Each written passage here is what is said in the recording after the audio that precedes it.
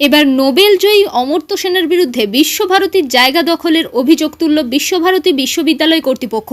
সূত্রের খবর, নোবেল জয়ী অর্থনীতিবিদ অমর্ত্য সেন সহ অনেকেই বিশ্বভারতীর জমি দখল করে আছেন। সেই মর্মে বিশ্বভারতীর তরফে রাজ্য সরকারকে চিঠি দেওয়া হয়েছে।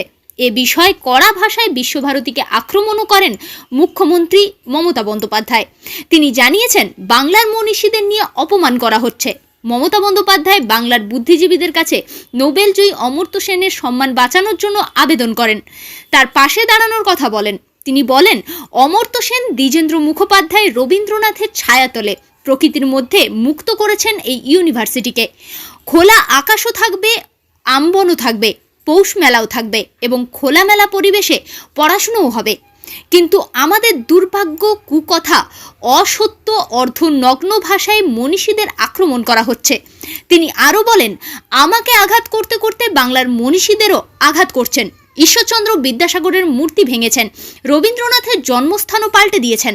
আপনারা কি বাংলার ইতিহাসকে ভুলিয়ে দিতে চান?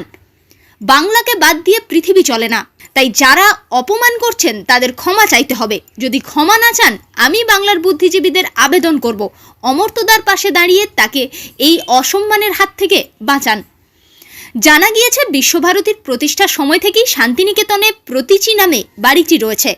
এই নামের বাড়িটি নোবেল জয়ী অর্থনীতিবিদ অমর্ত্য সেনের বাড়ি। বিশ্বভারতী কর্তৃপক্ষের দাবি, ওই বাড়ির সামনের দিকের কিছুটা অংশ বিশ্বভারতীর। অভিযোগ, এই জায়গায় নোবেল জয়ী অর্থনীতিবিদ অমর্ত্য সেন জবরদখল করে রেখেছেন। তবে শুধু নোবেল জয়ী অমর্ত্য সেনই নন, বিশ্বভারতীর জায়গা 1 ডজনেরও বেশি প্লট বেআইনিভাবে দখল করে রাখার অভিযোগ উঠেছে। আর সেই জায়গার ওপর ব্যবসা প্রতিষ্ঠান, বেসরকারি স্কুল, রেস্তোরাঁ গড়ে উঠেছে বলে বিশ্বভারতী কর্তৃপক্ষের তরফ থেকে দাবি করা হয়েছে। এজন্য বিশ্বভারতীর সম্পত্তি বিভাগের তরফ থেকে পশ্চিমবঙ্গের মুখ্যমন্ত্রী মমতা বন্দ্যোপাধ্যায়কে চিঠি দেওয়া হয়েছে, যদিও এই বিষয়ে বিশ্বভারতী সংবাদ মাধ্যমকে কিছু জানাননি। Bureau report, Times Bangla.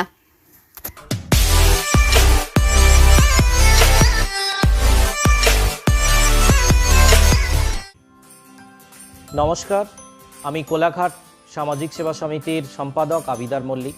আপনাদের সকলকে 25শে ডিসেম্বরের আন্তরিক প্রীতি শুভেচ্ছা ও অভিনন্দন জ্ঞাপন করছি। আপনারা সকলে সুস্থ থাকুন, ভালো থাকুন।